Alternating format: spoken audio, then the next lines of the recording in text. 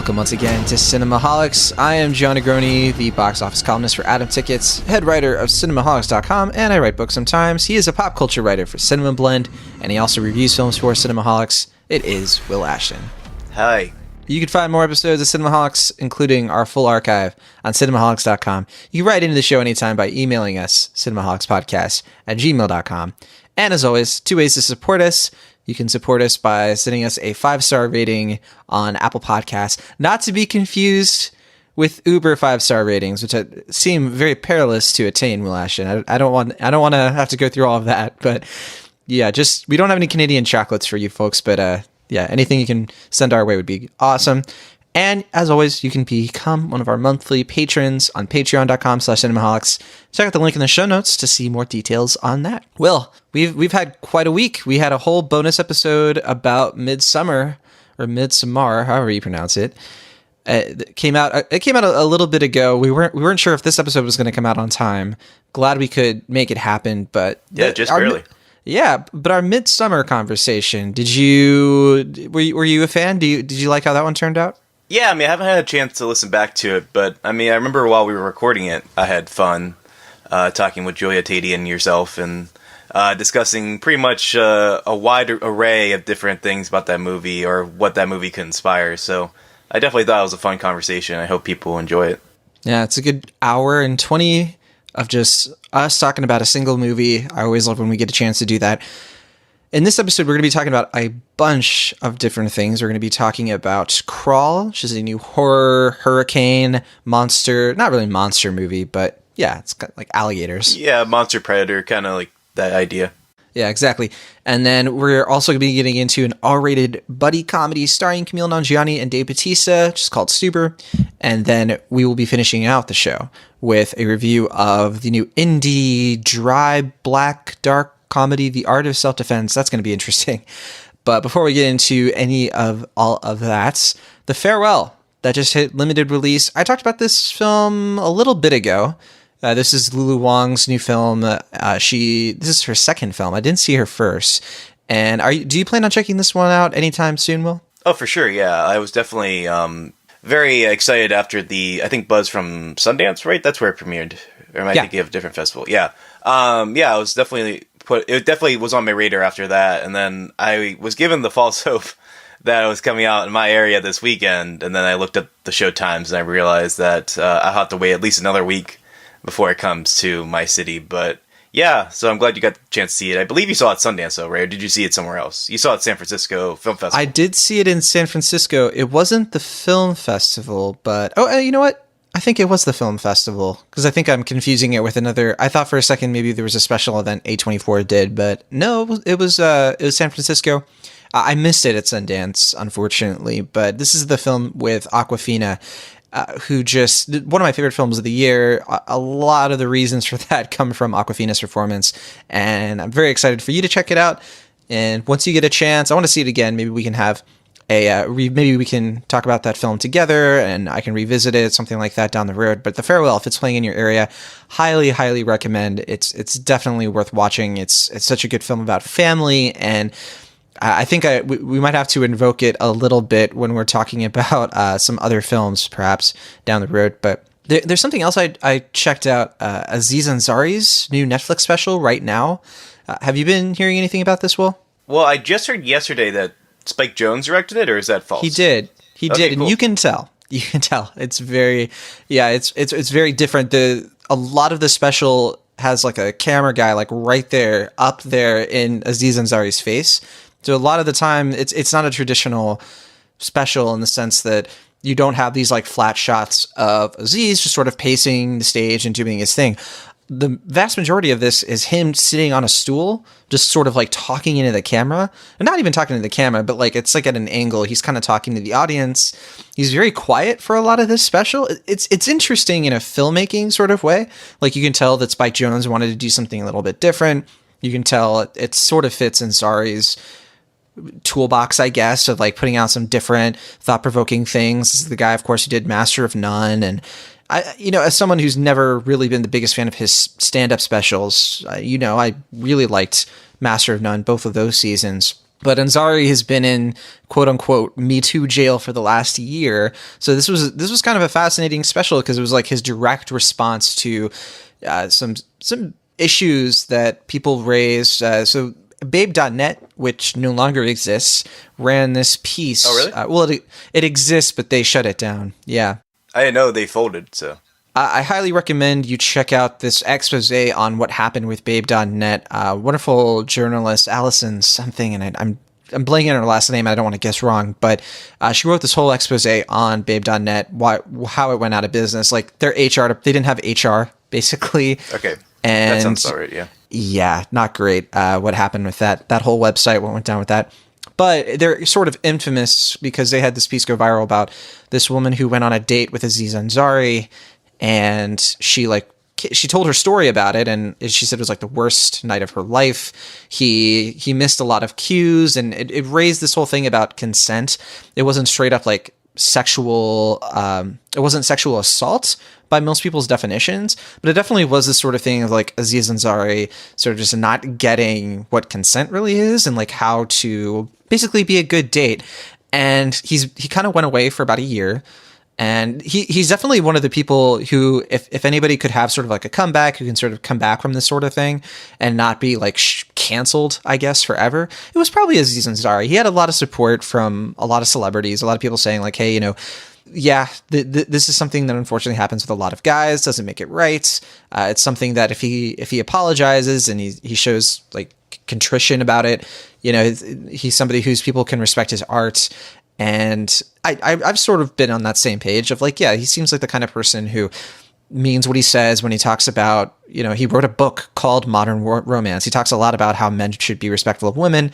And this happened on a date with him. And it's definitely it's a huge setback, for his career. But more so, I think it's something that he talks about in the special, being an opportunity to be able to talk about something that men don't usually talk about on dates. And that's like just how to be better stewards of other human beings and how to not make people uncomfortable and to put ourselves before other people. And he makes a point where he's like, a lot of people have told me that like they've thought about every date they've ever been on, a lot of men, just because of that story, and they could see themselves in it. So I went into this special really just being like, I kind of want to see what Aziz has to say. And, maybe this is his chance. And without getting into too much detail, I was thoroughly disappointed with what Aziz had to say. I really think that he came off to me as angry, kind of the quiet angry. You're not going to see him ranting and raving, but I saw him as sort of the undertone was, I didn't deserve this. And he talks about how he was humiliated and he was scared. He pays what I interpreted as lip service to, okay, well, I shouldn't have done this. And that's how he like opens up the special. I've heard that like he tried to do the special without addressing any of this, and he got a lot of pushback. So for the special they were releasing on Netflix, he actually talks about it for like 5 minutes. And, maybe I'm missing something. Maybe somebody had a different experience with this special. I didn't buy it. Like I didn't buy it, especially because like afterward, you just get the sense that he's trying to shift the blame a little bit, or he's trying to like bring up other things that make him look better. This is a special where he talks about R. Kelly. This is a special where he talks about Michael Jackson and quote unquote woke white liberals. Then the white liberals thing is like right afterward.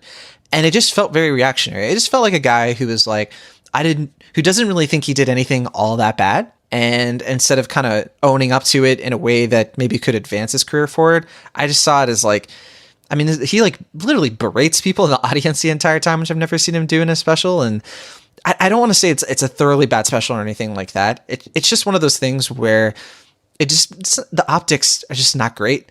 And I don't think it was funny enough to really justify what he was going for. There are definitely a few good laughs. There's some great points he brings up in here. There's a great set that he does about his grandmother that I found compelling.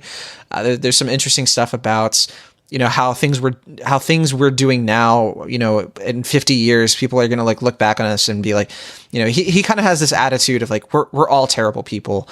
And some of that stuff was clicking, but I had a hard time just reckoning with the whole gear of this special. It just felt very defensive in a way that I thought he could do better in terms of reacting to a situation like this. And I don't know. I don't know if people are having different reactions, but I'm curious if you ever get a chance to see it.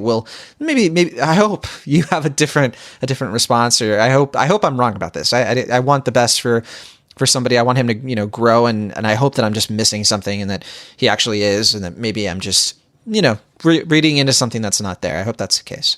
Yeah, I mean, I'm not the biggest fan of Aziz Ansari. I don't even know if I would consider myself a fan. It doesn't really have anything to do with the controversy around him. I just never really found his comedy to be that funny, and I haven't watched Master of None, so I'm not really someone who can speak very much on Aziz Ansari's character or his comedy, but I do know that, based on what I heard about this special, that did seem promising in a way that you were suggesting earlier, like compared to another comedian I won't mention who has kind of been on the defensive in a way bigger way about some of the controversies that he has acquired. Oh, yeah. I feel like this special had a chance to be like, oh, it's like kind of reckoning and self-reflective in a way that I found intriguing, and obviously having Spike Jonze be involved as a director was something that was very intriguing to me, but hearing what you're saying is also making me not really want to check it out. So, yeah, I don't know if I'll check it out or not, but I'm usually not very good about Netflix specials in general, even the ones I do want to see, so there's a very high chance I might just not get a chance to see this one, but who knows? I might put it on one of these days. Yeah, if there's anybody that I really want to talk to about the special, it is Maverick Hines, because he was the one I always like to watch and discuss specials with. But I have no clue if he's going to be able to check it out anytime soon. But with that, let's get into some of our comments from last week. We got a really good question from Timmy W, who asked, "What movies do you think stand a chance at the 2020 Oscars?" So films that are coming out this year that could be Best Picture and things like that. There are a few, but I just want to raise attention to one that I think is undoubtedly going to be nominated for Best Picture and clean up a few other awards as well, probably, at least nomination wise. And that's Once Upon a Time in Hollywood, the Quentin Tarantino film that I think you're excited to see. I'm excited to see. It comes out in a couple weeks. I don't see how this doesn't get. It's like it's got Oscars written all over it. It's one of those films that, didn't get super well received at Cannes, but in the way that usually spells promise for Best Picture, honestly. So was there anything else though, Will, that you think might be able to sneak in there? Just based on what we've seen so far this year, you think? Maybe that, and also like what's about to come out, because I've looked at some of the things that are coming out, and there's like Harriet, the biopic that I think probably has some Oscar-ness to it, but I haven't taken a really deep, serious look at the contenders coming up, because been so focused on the summer. So right, I don't know. I mean, I do very much wonder if Us is going to get some award attention later in the year, at least for Lupita. I don't think it'll quite get the same showing as Get Out, just because I think the film has proven to be a little more divisive, I guess, compared to his first film, and so I could maybe see that getting in, maybe not. I could see The Farewell, from what I've heard, getting some awards attention. I don't know if A24 will give it the push, or they'll try to put their attention to something else. But I think it'll get a Best Supporting Actress, probably. That's good to hear. At the very least. Or screenplay or something. Screenplay could definitely get something, because it's an original screenplay, and Lulu Wang, depending on what comes out next, I would very much like to see her get a nomination for Best Director. Mm-hmm. There's also Greta Gerwig's Little Women, which that's true. Be a little promising. If we're talking about people who are established in the Academy, that's someone who, Yeah, and I have heard, nothing official, but I have heard some rumblings from Little Women, people who've seen test screenings, and it's very positive right now. So that's definitely encouraging to hear, and I'm looking forward to seeing that, and I think that does have a very good chance of appealing to the Academy for sure. Right. And I think some people have been trying to say that The Lion King is going to have... For what, visual effects? Visual effects, yeah. And then some people were trying to say that it may be Best Animated Feature. I know you're on that train. It is interesting. I could see Lion King get nominated for Best Animated. But the thing is, Disney wouldn't submit it that way, so it won't get nominated. But it probably is the best animation, or because I'm thinking of other animated films of the year, and I like Toy Story 4 a lot, but that's what I was going to say. Sequels tend to not. And then you have to look at like How to Train Your Dragon 3, Lego Movie 2, Ugly Dolls. There's not a Secret Life of Pets 2. There's not a lot of animated films this year. Missing Link, maybe? Yeah, maybe Lego Movie. You said Lego Movie too. Yeah.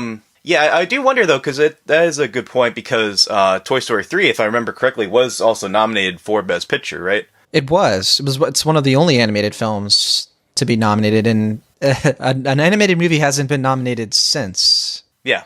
So I don't know. I mean, I don't know if it'll quite. I don't think it's catch the same fire as Toy Story 3 per se, though it has been very well received. There is a slight chance I think that might get into the Best Picture conversation, but I don't know. I feel like for a lot of people, no, it's not going to be nominated for Best Picture. You don't think so? It's like definitive. You think? I don't think it stands a chance. I think the reason Toy Story 3 was nominated was because of its finality. Right. I think it was received well in a different way. Toy Story 4 has great reviews, but I don't think it's nowhere near as like critically beloved as, because it's all about how things look with the Oscars, and like a fourth film that isn't really wrapping up a trilogy. I don't see the campaign there, but I do see it winning Best Animated because by sheer merit. I mean, that's all it really is. And I think a lot of people didn't see Missing Link, so they're not going to vote for that. That's probably the best original animated film. That's not a sequel, but that's basically because there aren't a lot of other ones at all, besides like Ugly Dolls. And did Wonder Park come out this year too, if I recall? So, yeah, it did. Yeah, so it's kind of a bleak year for animated films that aren't sequels. And even then, box office-wise, it's been kind of bleak for them with the exception of Toy Story 4. So. Mm-hmm. Yeah, I mean, definitely, it does seem at this moment that Toy Story 4 has the award in its grasp, so I guess we'll see. Unless there's some movie coming up that I'm completely forget about or don't know about that's going to, like, sweep us all off our feet. It's highly possible, because I know the market for animated, like, their category, they tend to be pretty global, so there's a chance that there are some films that will be nominated that we just don't know about yet or are not made aware of yet. So there's a few I've heard, and I'm just forgetting what they are. But yeah, it's exactly what you're saying. It's like once the trailer comes out, and then they're going to show a TIFF, and then we're going to be like, oh yeah, of course. Like, this is the Oscar movie of this year. It's just a matter of time until that happens. Yeah, so we'll see. Yeah, I mean, the answer to the question, though, it's just so early. It's like literally the midpoint of the year that like even the films that we think could have a chance, it's so unclear at this point that, you know, like, who knows? Like, we don't know what's going to happen in like a month from now, let alone 6 months, or I guess that would be 8 months before the Academy Awards happen. So, you know, there's so many factors that can go into play. I mean, nothing is like a proven guaranteed nominee at this point. But yeah, it does seem, if there's a chance that something or another is going to get nominated, it does seem like you said, like Little Women, Once Upon a Time in Hollywood, maybe The Farewell. What were some other ones we mentioned? I feel like those ones are have a pretty good chance of getting nominated, but those are the main ones. I think Us stands a pretty good chance of getting some nominations, like you mentioned. But it is one of those years where we don't have a lot of films like A Quiet Place, for example, that have already come out that are more mainstream that get a lot of attention. I don't know if Rocket Man is going to get any attention the way Bohemian Rhapsody did. So I think it is a confusing year because it hasn't been as strong a year for mainstream blockbusters, at least critically, and in a lot of ways financially too. So I think a lot of our Oscar movies have yet to come out. So that's probably the case. And what tends to happen in years like this, because, you know, it's not the first time we've had a bit of a down year, you know, quality wise. What tends to happen is when it's like blood in the water for studios, they'll screen things at TIFF that'll do really well. And then they'll dump tons of movies in December because they're like, oh, this is one of those years where, you know, there's no Get Out, there's no Quiet Place. Yeah. We can try to put in this film that we were maybe thinking of releasing next year, and we can do it now. And then hopefully that's going to get us a nomination and a great January, February theatrical run to make some of that sweet cash. But also, we also have to take into account that Netflix is very heavily trying to get into the Oscar game this year. And if it is a down year, then they're really going to push for it, especially with The Irishman, the Martin Scorsese. Oh, yes. Yes, I'm glad because that was another one of the ones that I was like, okay, that's definitely got Oscar written all over it. It's not Triple Frontier. We'll put it that way. Yeah, because they're in a very weird place right now, because Netflix is like, they don't want to spend as much on original properties, but they also very much want to be respected as a movie studio in the way that they're pretty much respected at the Emmys as a TV studio. Mm-hmm. So, yeah, I do think that they're really going to push into The Irishman. Maybe they have a couple others up their sleeves I don't know about, or I'm forgetting about at the moment, that they're going to push. But I do think if there is a down year, they're really going to go for some Oscars this year. I think that's the case. I think A24 probably has a few things they want to throw in there along with The Farewell. And Amazon. And Amazon. I mean, Amazon's big high-profile acquisition was Late Night. I don't think that's going to be showing up anytime soon. But yeah, I think that Last Black Man in San Francisco possibly could get a couple of different attentions. And there are a few other A24 things. I think High Life probably doesn't qualify based on its release date, but it could get something. I think it qualifies, yeah. I just don't know. I feel like that movie wouldn't really be the Academy's thing. I don't want to assume, but it just seems like... Well, Claire Denis tends to not be the Academy's thing. Right, that's what I mean. So that's the other factor. It's like, it's not merely that it's a good film. Like, it has to be good by the Academy standards. Or it doesn't even have to be good. It just has to be to the Academy standards. So... yeah, it's just very much like, you know, it's you have to think in their mindset, so that's kind of complicated. But yeah, there's a lot of films I think that are coming out that could easily fit into the Academy's wheelhouse. But for now, yeah, it seems like the ones we mentioned are the most likely to get some attention. Always a good reminder of how the Oscars work, and I think we can leave it at that since we've got plenty of time to worry about all the awards and things like that. We had a few other comments. Bane was asking about some Midsummer discussions because this was before the Midsummer episode came out. Again, that bonus pod is out.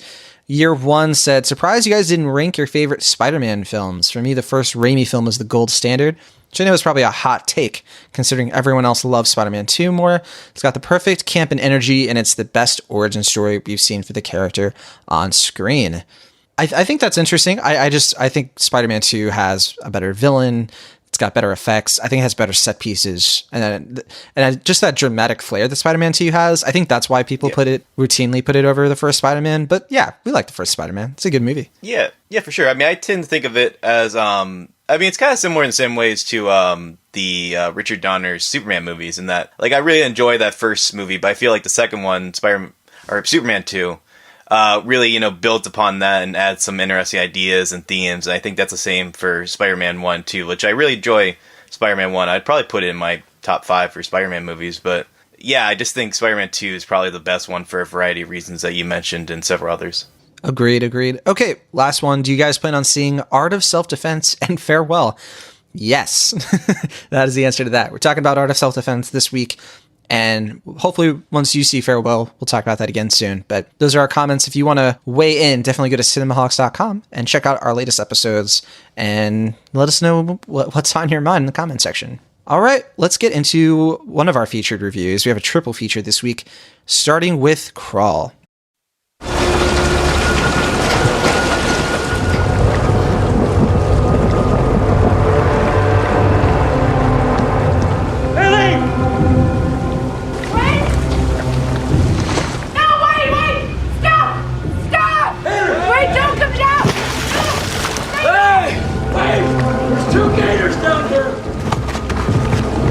Okay, hold on!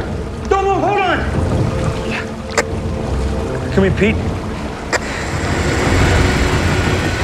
Need your coffee? Pete, you hear that? So Crawl is kind of a...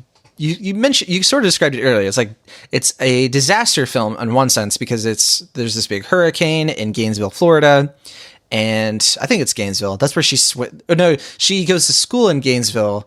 Her father lives in like this swampy area, and there's a Category 5 hurricane that is sweeping this area. It's flooding the area. And our main character, played by Kaya Scodelario, her name is Haley, and she has sort of an estranged relationship with her father. It's a bit more recent. She is part of the University of Florida swim team. That's going to come in handy. And the Gators. Yeah, that's right.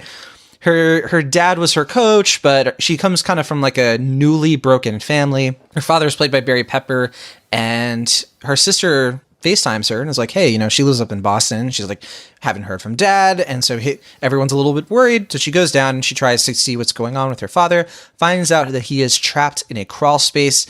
And here's the catch. There are alligators everywhere that have come in from the lake next to their house, which being somebody who has a lot of family in Florida, I've lived in Florida, that is very realistic. There is absolutely nothing fantastical about the idea of alligators going through a drain pipe and getting into people's houses. That is just kind of a thing that happens in Florida, and it's pretty terrifying. And what makes it even more terrifying is because of this hurricane, there is a flood. And that means there are alligators hunting people in the streets. And let me tell you, Will, from the trailers to me sitting in this theater, I was so ready for this movie. I was so ready for something this nail-biting to happen on screen. This was directed by Alexandre Aja, who did The Hills Have Eyes and Horns and Mirrors. What else am I missing? High Tension. High Tension. That was his first film. And then, didn't he do Piranha? Piranha 3D, yes, thank you. Yeah. I knew I was missing one. So Alexandre Aja, and this is from Raimi Production, so Sam Raimi produced, and he owns a Ghost House Pictures. And I love Sam Raimi. As you know, we just talked about Sam Raimi's Spider-Man movies. And one of my favorite filmmakers. He's such a great filmmaker. I'm always interested in anything he has his hand in. But yes, Crawl, simple story, simple premise, but it's definitely one of those premises that it just makes so much sense for a movie. Like, that's a movie I want to see. It's like you have this idea, like as the water is rising, the alligators get more access to areas where they can hunt these people who are trying to survive. And I really enjoyed this film. I think it's pretty good. I think it reminded me of, it's a kind of like summer horror, edge of your seat film. It reminded me of Don't Breathe, the Fede, I always butcher his last name, but Fede Alvarez or something like that. Yeah, Fede Alvarez, yeah. Who did Don't Breathe in 2016, where it's just such Evil Dead. The Evil Dead remake. And he does such Sam Raimi produced. It's such a simple premise that like you feel bottled into this one area and you really hurt for these characters. And this is one of the few films I've seen in a while where I had to like close my eyes at certain points, not because I was scared of what was happening, but because I was so scared for these characters. What was your reaction to this film, Will? Did you have fun with this? Yeah, for sure. I mean, I, similar to you, was excited just because it seemed like a very like tight-knit premise that I enjoy, especially in the summer where it's just like, like it's like a lean, mean 87 minutes. It's like no frills. There's nothing like bigger going on here. It's just like woman versus alligator in a house. Like that's basically it. Like there's nothing else going on. Yeah, during a hurricane. Yeah, it's like that's enough. Like there's enough conflict there, and like only a couple moments I feel like this is kind of getting stretched out a bit. Like for the most part, like the film is pretty good about staying consistent with the pacing and also like just giving us enough information to keep us going while like providing just enough like believability in there. Like, I mean, believability is kind of a strong word for this movie, but like just enough like you can go along with what's going on, what's happening, like enough where you can follow, not like you're like, why are you doing this? Or like, what's going on here? Like, it's just enough to keep you in the mindset of the characters. And to me, like, it's interesting because we watched Alien for Extra Milestone like last month. And it's like that's kind of a B movie as well, but that's like an A B movie, if that makes sense, like an A quality B movie. Yeah. And we've seen like several B movies that are like C to D level, sometimes F level. But to me, this is like a B movie that's like B level quality. Like it's just like a solid, like pretty well produced, like well made movie that's like not amazing. Like the script is definitely pretty hackney at times. Like the beginning of the film definitely has some weak writing as far as character development and some exposition dumps that are like not at all subtle in a way that I guess you could kind of almost expect from like an Salem movie or something. But I think once the actual premise gets going along and you kind of are given the gist as far as like who the central players are, where they are in the house, like what's going on outside the house, and what the conflict is, and it's just like, there you go, and let's have some fun.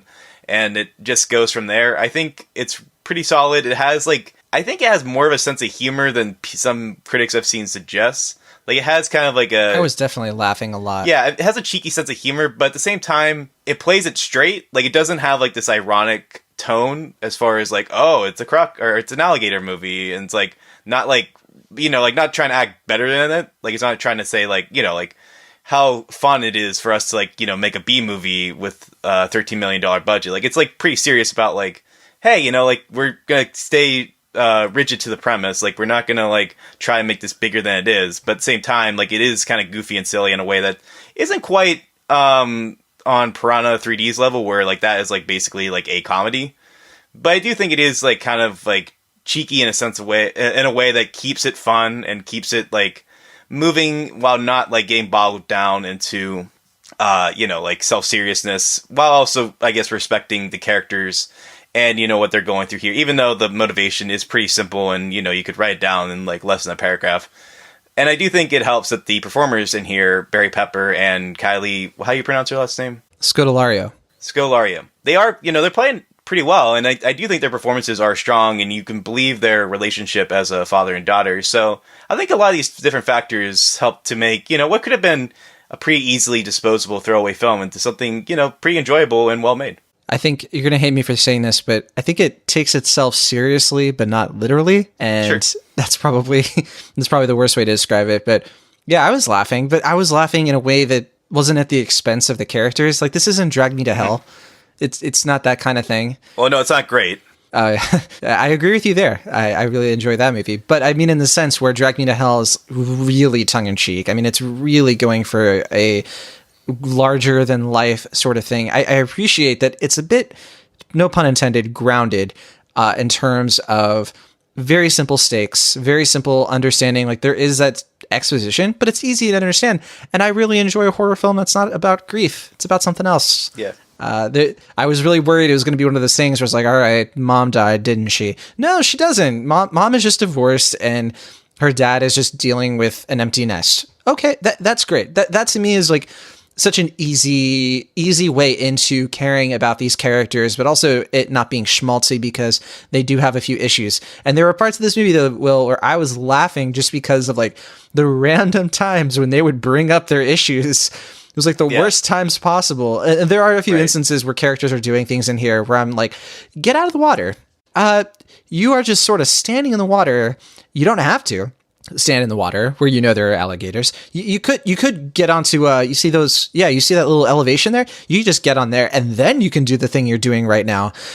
There are a few moments like that, but aside from them, which were very frustrating, I was very much thinking these are smart characters who are very skilled at swimming and maneuvering. And if there was any criticism I had that really prevents this from being an outright terrific film, I think it's probably the crawl space design. I had a hard time understanding how that setting worked. It felt a little inconsistent of like where things were, and I never had a really good sense of that location. And we spend a long time in that crawl space. I think the movie is much better served when they're outside of it. And I was a little disappointed that most of the film is in there, and you don't get enough of the film that you see in the trailers, which give away a lot. By the way, I think we were talking about this yesterday.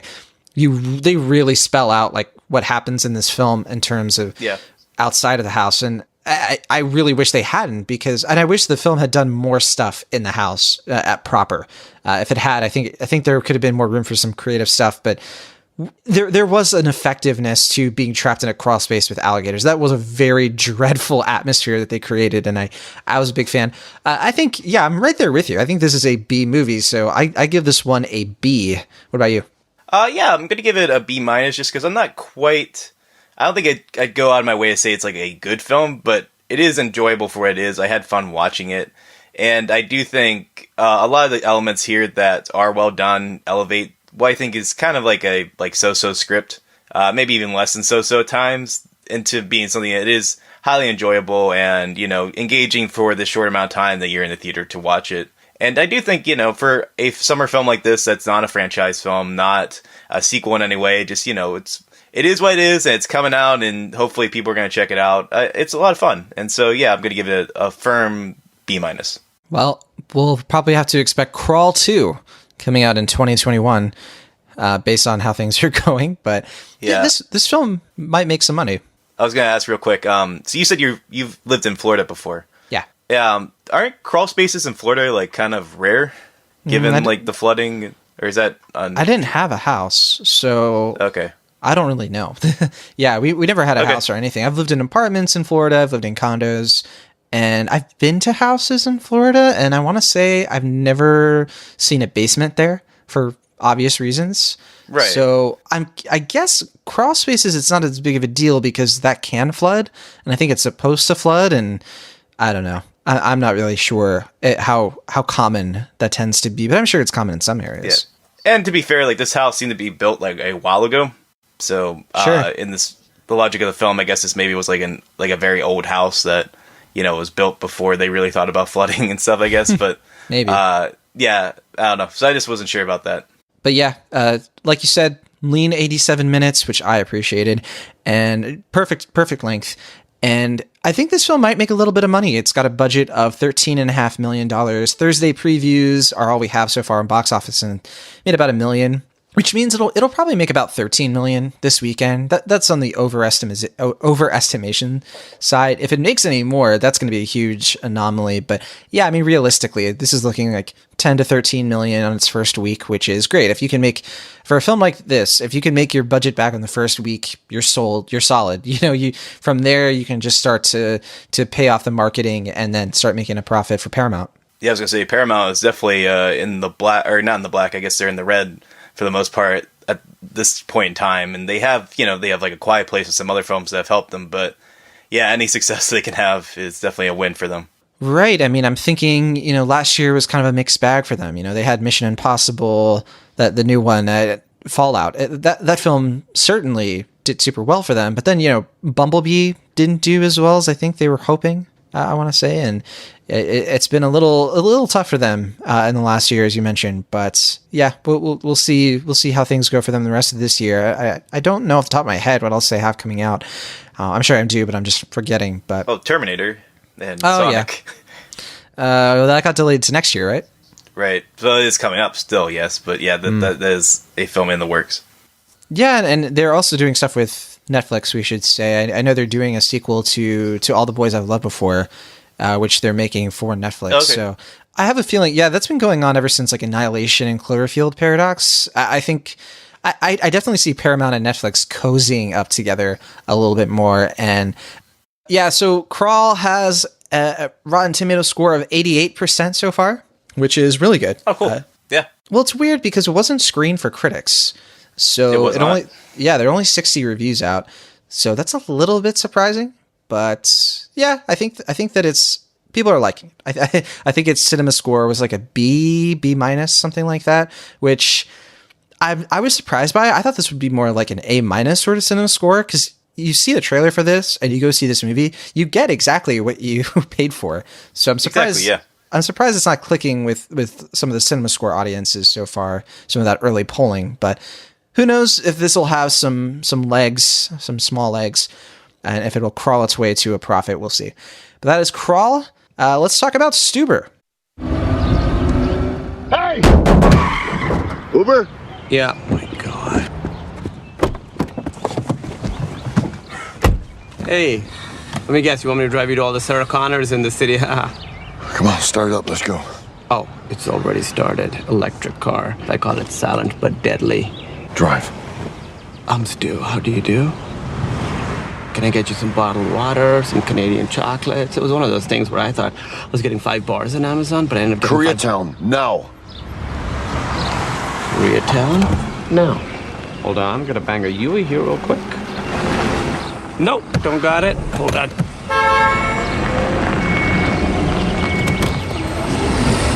Oh, didn't quite make it. Just a couple more points and we got it.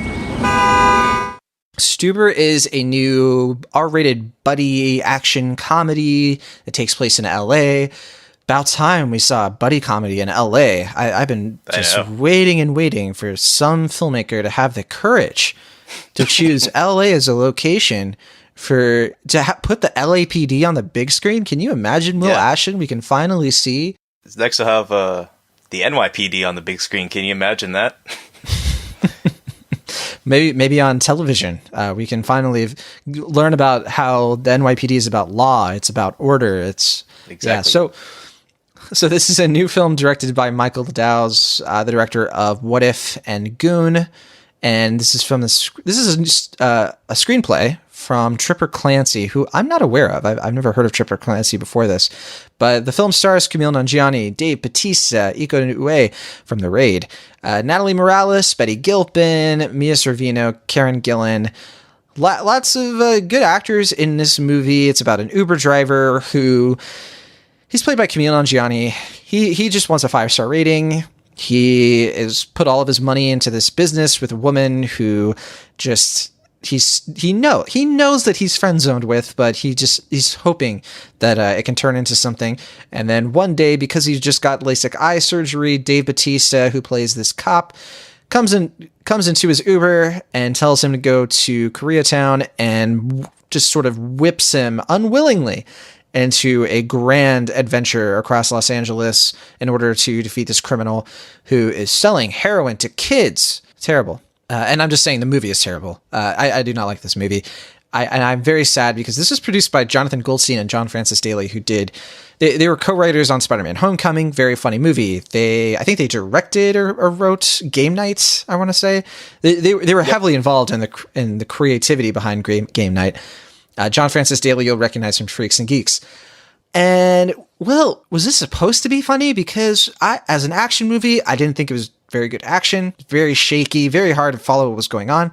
And as a comedy, I did think it was very funny, save for a couple of standout moments. And you know what it really is? I just didn't like the characters in Stuber. I didn't care about them, and I didn't like them. I didn't think there was much to like about them.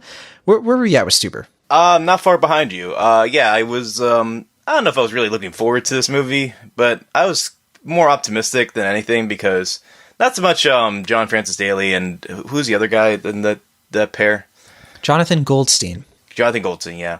I'm not really crazy about them, their work besides Game Night and Spider-Man Homecoming. I think everything else they've been involved in from a creative standpoint, as far as writing and directing, has been pretty bad, in my view. But, Michael Dowsey, I mean, he hasn't made a great film, but Goon and What If are pretty solid, good comedies. Like, they're not amazing, I don't think you think about them much after you watch them, but they're solid and they're enjoyable. And I was like, the cast here, Dave Bautista, Kumail Nanjiani, like, there could be something here to this, even though the premise is nothing really remarkable. And unfortunately, similar to you, I just found myself pretty much just frustrated throughout most of this movie. I mean, I think I enjoyed Dave Bautista a little more than you did, just because I think he just brings a good energy to anything he does.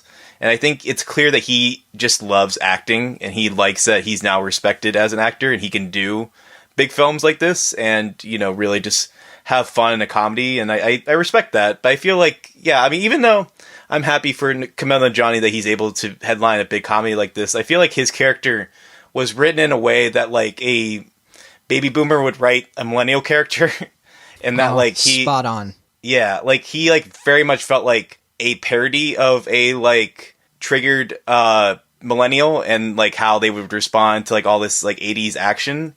And I don't know, maybe if they did something with that, maybe if Jody Hill did a comedy like this and they really leaned into the darkness of it, they could make something that's, kind of fun and commenting on the tropes of the 80s comedies. But I feel like this movie really just, it just felt like it was playing it not safe, but just kind of basic in a way that didn't really elevate the material and didn't really provide the necessary, tenets to what would make, I think, a comedy work, even though, there are things in here that do work. I don't think they have bad chemistry together. I think it's, okay chemistry. I think a good script could have maybe elevated that or something, but, like you said, the characters themselves are so inherently flawed and so ultimately unlikable that you don't really enjoy spending time with them, and you don't really want them to succeed because you're just not that enamored by them to begin with. And, I mean, I do enjoy, the ideas that are put in here. I think having, the guy from the Raid come in and, having Dave Bautista play, a big, larger-than-life character in this kind of world could have been really fun, in the way that, a lot of movies with The Rock have kind of leaned into his physicality. Or even John Cena with Blockers and a couple other movies that he's done. That could have worked, I think, if done well, but unfortunately, this movie just, it just doesn't really work for me, unfortunately. Right, it's all about the execution, I think, with this movie. I think you have an opportunity here, like you said, it wants to be that 80s action, buddy action comedy, and it tries to, but I think the problem with that is it's just sort of riffing off of that material. It's never improving it. It's never updating it. It just very much felt, I think the way it thinks it's updating it is by making Kumail Nanjiani, like you're saying, that sort of millennial snowflake sort of character. And the problem with that is there's nothing really interesting about a character like that because it's not a very relatable or realistic character in the first place. Right. It's like a sitcom character. I mean, the tagline for this movie literally is "Saving the day takes a pair." I mean, it's just so ultra masculine, and I think masculine in a way that has no bite to it, ironically, because you watch Dave Bautista flounder throughout a lot of this film, not being able to be masculine because he can't see. And he already has that as a foil. So then when you add Kumail Nanjiani as his other foil, it's so much. It's just so much of like these two characters not being able to operate and really work together. And I think it would, if just one department of this film had been slightly better in terms of like, if the action had been better, if the comedy had been better, I think this could have been a lot of fun. This could have been a very, dismissible, or disposable sort of comedy, but definitely not something that you struggle to watch. I struggled to get through this. I was really done with it at a certain point. You can see... It's only like 90 minutes. I felt longer. and a lot of that is because it is one of those movies where you know what's going to happen before it happens. You know how things are going to turn out. You know what they're setting up. There are a few elements in here that I thought were interesting. I thought, for example, this idea that Kumail Nanjiani, he's in the friend zone, but it's not that simple. It's not like nothing's ever happened between him and this woman. It actually goes a little bit deeper than that. And there was kind of an interesting story element there. It's just... the framing of it is all wrong because you really just watch, it makes him unlikable because you're watching him sort of be like, I gotta go, I gotta get out of this situation so I can go hook up with this girl. And it's just like, well, lives are on the line. Like, why are you so obsessed with this? But then at the same time, you're like, also, he's a civilian. And I just had a hard time really going along for the ride with this. But let's talk a little bit about Kumail Nanjiani and Dave Bautista, since you touched upon it. I like Dave Bautista a lot. I think as Drax Destroyer, he's been fantastic. I thought that his scene in Blade Runner 2049, one of my favorite scenes of the film, one of the best action scenes of that year. And in this movie, something was, I think, missing. Do you think it was the writing for him? Because I don't think it's him as an actor. Right. No, I think it is the writing ultimately because, like you said, like I think he is committing to the material. I think he plays the character as well as he can. But yeah, just like constantly scene after scene, like the jokes just don't really work. Like even like sometimes when a joke is like okay, it just feels so few and far between that it's just like it has to be the material. Because obviously, like I said, they're doing what they can. I think they have decent chemistry. It's just that like the jokes just don't work. And again, like you were saying earlier, like I think the action doesn't really benefit either. Like it's like the set pieces they have are interesting, like that hotel thing, the hotel scene, even though I think that's the same hotel from Blockers. It looks just like it. It really looks like it. I think I've seen another movie there too. Like I think Wish Upon was also shot there. So I guess there's something about that hotel that really sparks a lot of interest for film producers. But yeah, right by the Staples Center. Oh, you know what the hotel is? No, but you see the Staples Center in that scene, so I see. You know that. Okay. Yeah.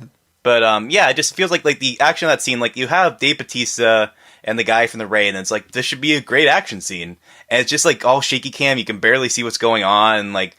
I don't know if they're like trying to mimic that he can't really see or like what's going on in that scene, but just from a directorial standpoint, unfortunately, it just doesn't really work. And it's just like that scene to me was like when the moment was like, oh, this is going to be bad. Like this is not going to work as a movie. Just like even before Kumail Nanjiani came on, I was just like, if this scene's not really working, then I can't really have faith in the rest of the movie. And unfortunately that proved to be true by the end.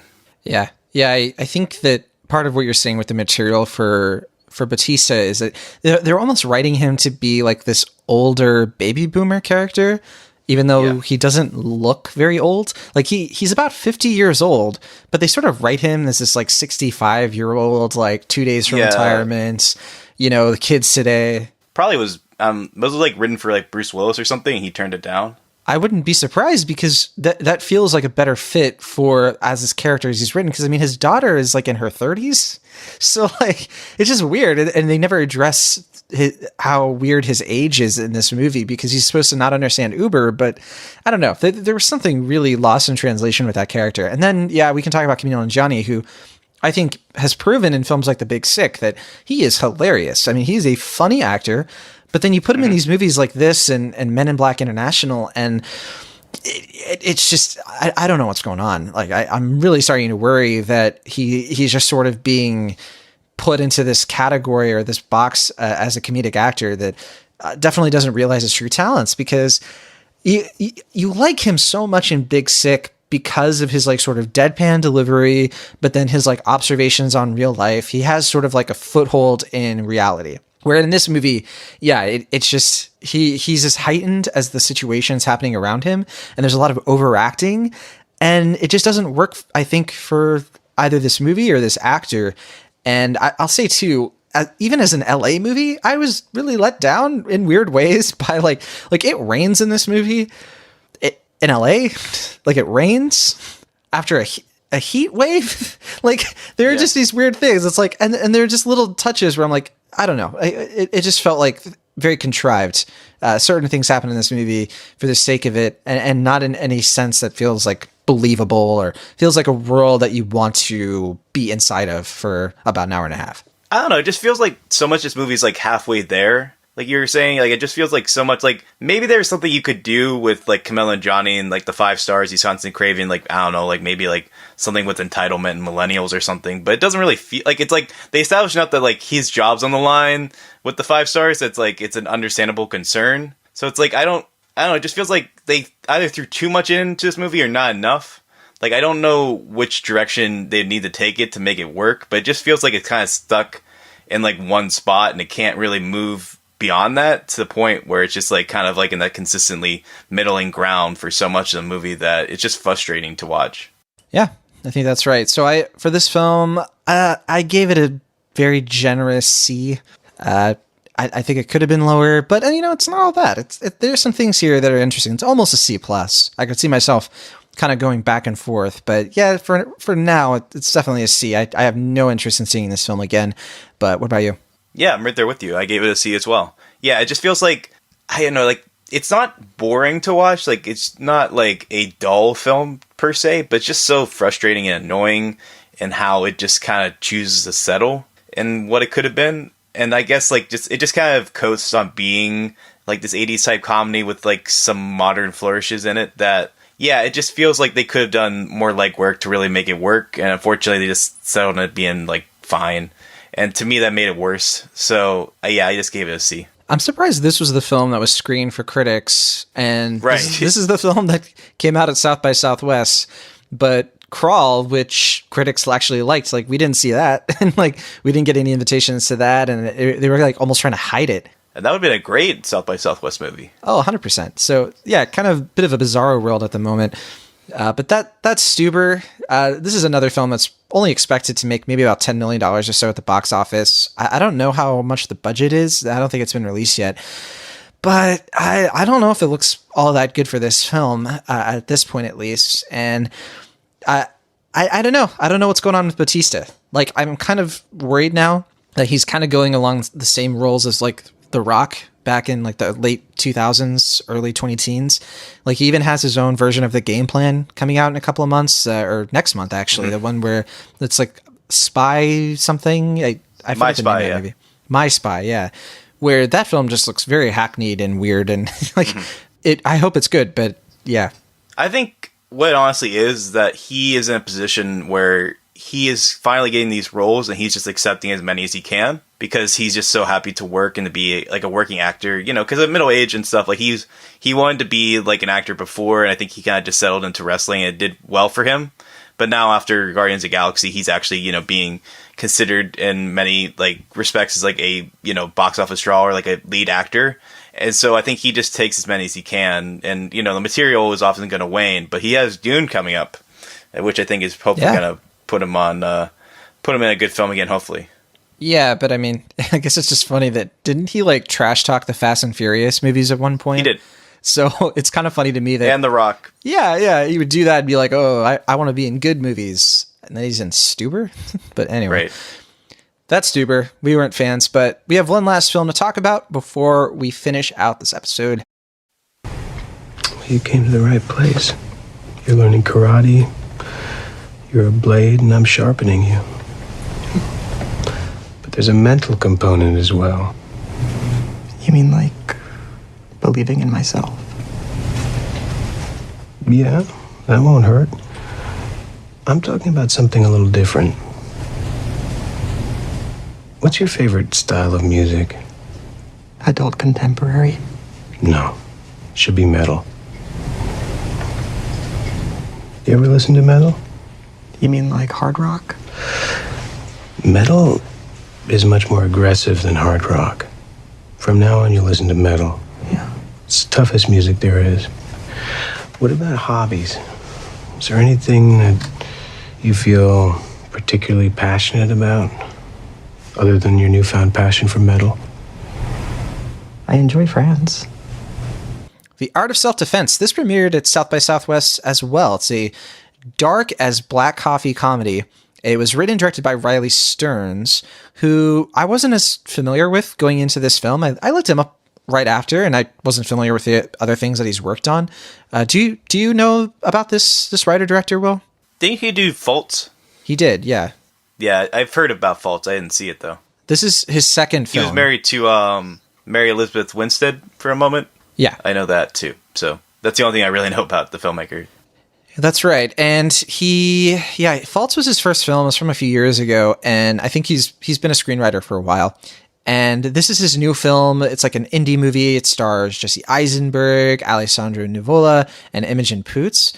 And I went into this film not really knowing what the critical reaction to it was. I think that I'd heard maybe like, oh, it's interesting. I hadn't heard like effusive praise. I hadn't heard anything really negative. I remember like it did premiere at South by Southwest, and the response was kind of like, I don't know what we make. Like it was just kind of like I remember like the response was kind of like a shrug. I missed all that, so I wasn't aware until after I saw the film what the response was after that festival. Yeah, I mean, maybe I'm just not remembering correctly, but I know like I think it was like kind of squeezed in between like two big premieres, and like the response is kind of like, oh, we'll have to think about this one. So yeah, it was just kind of like thrown in there, and then like it didn't do poorly, but it just kind of like got like a like shrug response, like we have to think about this. We don't really know how to respond to this film, and then like whatever big film premiere is like, oh, this film is da da da da. So yeah, this is Bleecker Street, and I checked out the reactions from South by, and I saw way more negative responses than I assumed. You know, I thought people were just kind of mixed on the film, and there were some mixed things. There were some 3 out of 5 stars. You know, there were a lot of 2 out of 5 stars, 1 out of 5 stars, reviews along those lines. But this is an interesting film. It's a film about masculinity for sure. Definitely toxic masculinity, but also passive masculinity. It's definitely a film about what it's like to be a man in the modern day, and I can see why that would be really tough for some people to get behind in a sense, because there are a lot of films covering this material.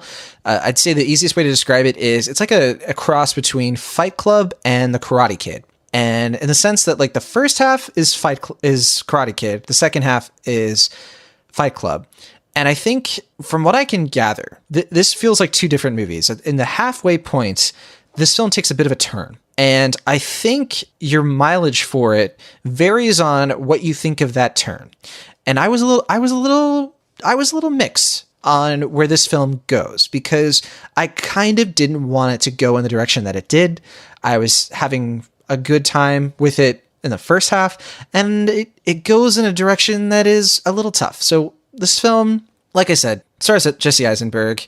He is this very, very passive, very effeminate 35-year-old guy who never stands up for himself, who is a bit awkward, and he's definitely on the spectrum.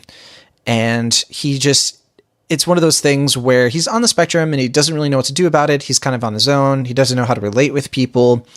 And one day he gets beaten up pretty viciously, and he decides that he needs to start learning self-defense, and getting a gun is too complicated. So he decides to start enrolling in karate lessons. And quite quickly, karate seems to like fill this gap for him that nothing ever has before, where he starts to feel like more powerful. He starts to feel a bit more like he can fit into this society. And a lot of people have referred to this film as sort of like a film about incels. Those are like involuntary celibates. And that's kind of true a little bit. I think it's more about the incel culture than it is literally like somebody who just can't connect with women, because this isn't a film where he's like wishing he could be in a relationship. Like that's not an element here. The element is he wants to be like the men who intimidate him. He wants to fit into this tone of masculinity that he doesn't understand. And one of the reasons I connected with this character is like I said, he is on the spectrum, and a lot of films like this can sort of turn being on the spectrum into a superpower, which is very weird, I think, whenever this sort of happens. What this film does... Definitely familiar with that. For sure. What this film does is it sort of narrows in on what is actually advantageous about being on the spectrum, and it's that you're able to be a little obsessive in the sense that you can put a lot of your energy and focus into one thing and get very good at it very quickly. And it's like this, you can have an allegiance to something that allows you to progress quickly and to master something in a way that other people might not be able to. And that really clicked and registered with me. I've seen that be something that actually like plays out. Like, you don't become the best at it, but you do sort of take on something, and it's all or nothing. It's either all this or nothing this. And this is a film about a person who learns about what toxic masculinity is and goes through this process of like figuring out what's right, what's wrong, in a very, what you find out is a very misogynistic dojo, like extremely so. And there was a point in this movie where you get to this point where stuff sort of hits the fan, and I was really into it. I was really into what Stearns was saying and like what his point was. And it's complicated though. I could easily see somebody watch this movie and really have a negative taste in their mouth about it, or bitter taste, because it goes there. It goes to some places that I don't think are very agreeable, but I think that's why I'm liking it. I think that's why, and I think the ending isn't elegant. It's messy. This is a very messy film, but I think it swings really hard, and I don't know, it's tackling subject material that I think other filmmakers are a little scared to tackle in a more authentic way, where they want to like portray toxic masculinity as something like an evil villain to be defeated, rather than something that's in every man for the most part. And that's a reason why I kind of got on board. And I think it's a very specifically for me kind of movie. I really enjoy that they don't glamorize the martial arts here. Like, this isn't a film that makes it be like, oh, cool. Like, I didn't want to go get karate lessons after this movie the way that you do when you watch like Karate Kid or Cobra Kai, right? It doesn't glamorize in the way that Fight Club does, where you're like, oh, me and my friends got to get a Fight Club. This movie ends and you're just like, I'm glad I didn't go through that. I don't know if we had the same interpretations for Fight Club or Cobra Kai, but okay. Well, we didn't, but I know people who did watch Fight Club, and I think that really ties into the incel culture, where like they look at that movie as sort of like their Bible. And I know I have plenty of friends who consider Fight Club aspirational. And sure, me personally, I don't know if you can really get that from Art of Self-Defense because of the way certain things are framed, but I want to just really shout out Jesse Eisenberg, Alexandre Nivola, and Imogen Poots, who are they're the three main actors here, and they're I like them all. There is like a literalness to this movie. Like, the dialogue is a little off. Everyone speaks a little bit like a Wes Anderson character in a way, and it's its own thing for sure, but that's definitely what you'll think of. But especially between Eisenberg and Nivola, it's like, I don't know if I've ever seen two characters relate with each other in this way, and there's something there's something homoerotic about it. I mean, homoeroticism is all over this movie, and which is to be expected in a film about masculinity. But just watching these two characters interact and watching how Nivola sort of looks at this guy and figures out his weak points, figures out how to like ingratiate him into this dojo. It's definitely distressing, but also weirdly entertaining. I was laughing a lot during this movie, but in a very like ironic way, or not ironic. I was laughing at not at this movie, but I was laughing with just how offbeat it is. It's so offbeat, this movie, and in a way that I think, I think you should check it out. I can't guarantee that you'll like it. Sure. I can't guarantee that you'll like it as much as I did, but I think you will appreciate what it's going for, and I hope it registers with you in the way that it has with me, although I do have complicated feelings about it. I have a feeling you'll agree with me that the ending could be a little bit better in terms of where they go with it, but I think the journey there is really worth people's time, and especially in a film culture at the moment that I get the sense a lot these days that films just aren't really trying to be responsive to the times and to like how people really are. And like, I just think films are just trying to like, I don't think they're really connecting with where the culture's at, with what people, I think this is especially true with pop music. It's just all like, let's go party, let's go hang out, you know. We're young. Yeah. And these are really tough times for a lot of people. People can't make money. People aren't able to follow their dreams. Like we live in a very a culture that's wanting to be more countercultural, but our art isn't, for the most part, isn't really measuring up to that. It's all just sort of like, come see the new Lion King. It's just like the old Lion King. Right. And listen to this song about breakups. I mean, I think there is something, though. I mean, this is a whole discussion, so I won't try to elaborate on it too much. But I do think there is something to the idea of, like, see Aladdin, see Lion King. Like, these are movies from your past. Revisit the memories when things were safer and easier before, like, you know, like everything went to crap. Like, I do think there is something to that mentality as far as art is concerned. But I do agree that there is, I think, more than anything else, like, kind of a commercial cynicism to that is definitely not reflective of our times. Right. This is the sort of film that I think should be coming out in 2019. It reminds me of 1969, that year of film, which is a fascinating year because that was the year, well, even like the second half of the 60s, very tumultuous time. And it was at this point where Hollywood just didn't know what to do. Like they didn't know, like box office was floundering in the late 60s because people were like, we don't want musicals. We don't want these old fashioned Westerns. I think that's what Once Upon a Time in Hollywood's probably going to be about. It's like, we want Bonnie and Clyde. We want The Graduate. We want Easy Rider. Like we want these films that are challenging, that are actually like about how frustrated we are with Vietnam and all of these things. And that's the sort of thing I've been kind of like looking out for in 2019. And Art of Self-Defense, I can't say it's up to those standards, but it's at least trying to be about where we are right now, even though it has like this sort of throwback aesthetic where there are no like cell phones and like people use VHS tapes and stuff like that. But I think it's nice. I think it adds like a kind of a layer to how tangible this world is, where there's no like connectivity. Everything is like face to face. And I really dug that about this film. And I really dug so much of what this film is doing. So I can't say it's a treatise on the culture, but it's at least an example of something that's just, I don't know, punching above its weight, not to be as punny as it gets. So yeah, that's The Art of Self-Defense. I give this a B. I don't think it's as accessible as it should be. It's like, I kind of alluded to this earlier, but it's like the opposite of The Farewell, where like The Farewell works because it's so specific.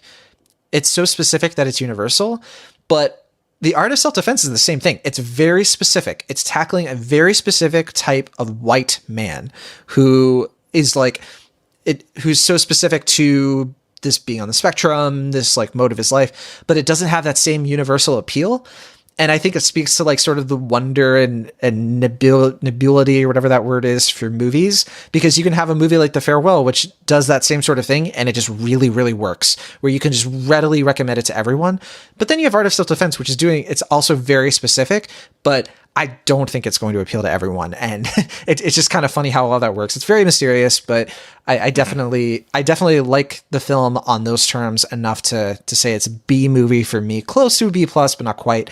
So yeah, that's Art of Self-Defense. And hopefully we can talk more about this when you get a chance to see it. Well, I think we could probably have some interesting spoiler discussions because this movie goes into some crazy directions. For sure. Yeah, I am very enticed by the film after the way you described it, although I have no idea when this is going to come to my city. If it is going to come to my city at all, I don't really know. But yeah, if it does come, I'll check it out. Thanks for the recommendation. Hey, definitely manage your expectations. I think I'm in the minority. Although, on Rotten Tomatoes, the film has a 95% off of 20 reviews. So it's not necessarily, it's not like it's getting panned. I think people are giving it a pass. Sure. At least so far critically, but yeah, I'm definitely one of the few critics out there, I guess, is actually saying like it's for specific people who are interested in the material, they should check it out, and like it or hate it, I think you'll enjoy the experience. But that is Art of Self-Defense, and that is our last film. Next week, we're going to be talking about The Lion King, which my review for that is already live on theyoungfolks.com. Definitely go check that out. That's hitting a huge wide release of 4,500 theaters to the point where no other wide releases are coming out. There's one limited release, David Crosby, Remember My Name, which that's going to be hitting limited release. But Will, Lion King, are you going to be able to see this one before the weekend? So far as I know, I don't have a screening for it, so I don't know. I mean, unless they surprise us, which is entirely possible, I don't think that's going to happen. I'm a little worried because I don't know if we could talk about Lion King for an entire episode. So maybe we might have to do something a little bit creative to round that out. Normally with these live action remakes, I usually watch the anime film before, but I feel like it might be better for me to watch the original Lion King again after I see this, or what would you think? Definitely after. Yeah, because you'll just be frustrated because you feel like you just watched that movie. And okay, that's what I thought. So, the nice thing about watching it after is that you can actually like appreciate the good movie. Just saying, Lion King is, in my opinion, not a good movie, but we will talk about it. Yeah. Oh, you mean the new one? The new one. Yeah. Oh, yeah, okay. The original is a classic. So right, that's what I thought. Yeah, I was like, is this a hot take from John Negroni at the end of this episode? Lion King is overrated. Circle of Life, my ass. But yeah, that's Lion King. We'll talk about it this weekend. Until then, don't forget to leave us a review on Apple Podcasts and check out our Patreon if you're interested. Thanks as always for listening. And if you are hungry for more Cinemaholics content, check out our bonus episode on Midsummer. All our stuff is on cinemaholics.com. Go hang out with us. We'll see you next week from the Internet California. I am John Negroni. And from the Internet Pennsylvania, I'm Wash. See you next time.